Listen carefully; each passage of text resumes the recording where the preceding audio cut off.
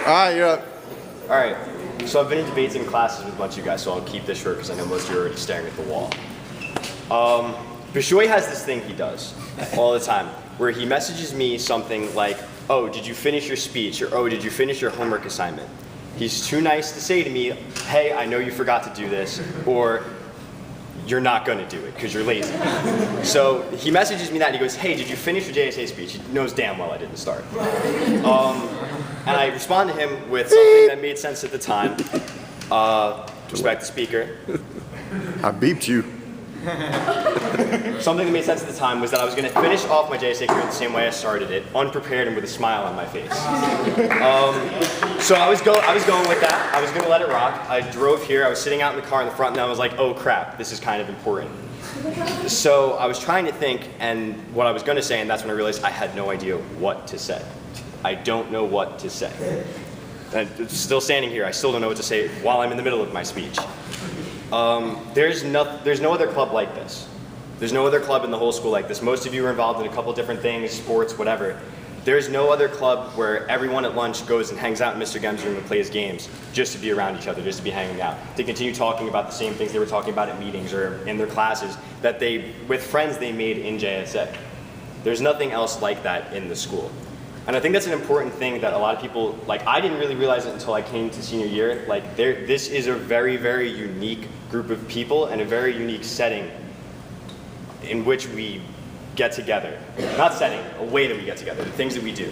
Like the way that we have the ability to give ideas to each other and to talk to each other, it doesn't exist anywhere else. Like when I'm in other classes with people, when I stand up, I feel like nobody's listening to me. Like you guys all look like you're staring into my soul right now. You're paying attention to what I'm saying. And that's rare. That's a rare thing in high school because nobody really cares. Everyone's like, oh, I'm in it for me. Who cares what anybody else has to say? And it's special. It's special. That's what it is. It's a very special thing, so appreciate it.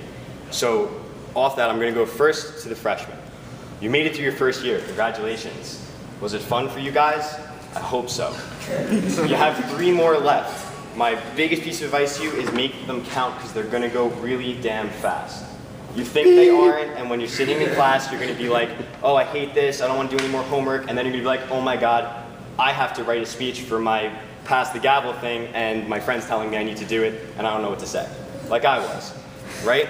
So I'm not going to address all of the classes because you guys are all cool. Rob K, Dala, because you asked me to, and no other reason but that. Myron, dude.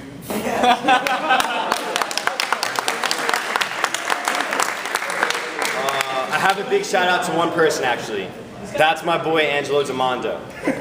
Listen, I have a story. Last year when I was in here, Mr. Macrillo, please stand up.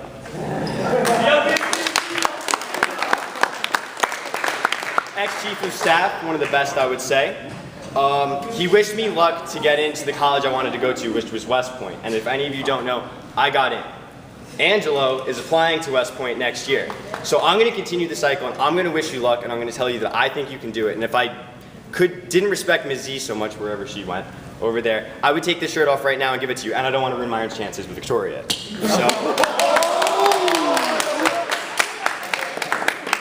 So there's that. Next, to my fellow seniors, I love you guys so much. Like I said, I have a great relationship with a bunch of you, particularly with Bishoy, who's like my guardian angel who just tells me what I need to do at all times.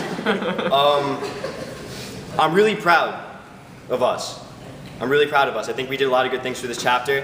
I think we made a lot of good relationships, and I think from where we were when we first joined JSA, and I only came in sophomore year. So I mean, I didn't see you guys at the very beginning, but from where I saw you and where I joined in and where I saw myself, I feel like we came in as kids and we're leaving as adults, but not just like everyone else who leaves high school as adults. We're leaving as people who are productive, people who can share ideas, who can create their own ideas. And I think that's an important thing. So guys, I love you. I'm so glad to have gone through this with you. And yeah, Mr. Gem and Missy. This is the part that I was dreading the most. I have no idea what to say to you. Because every student comes up and says, oh, there's this unpayable debt to you. And I mean, yeah, it's a really nice thing to say, but like, it's such a true thing. You helped me personally through, outside of JSA, through just such a hard time after I got hurt with everything.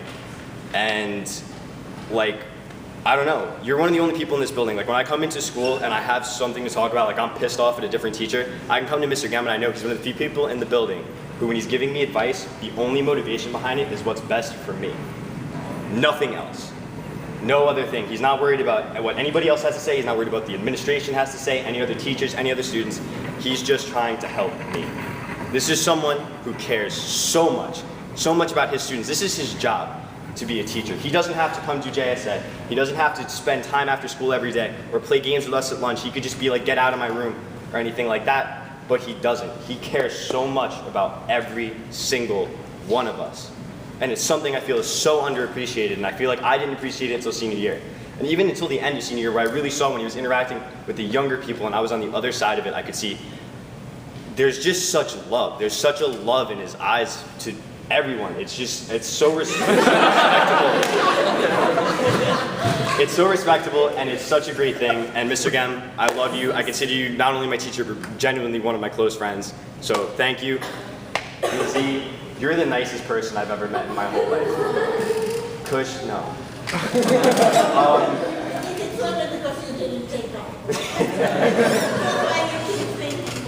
think she just called me stupid.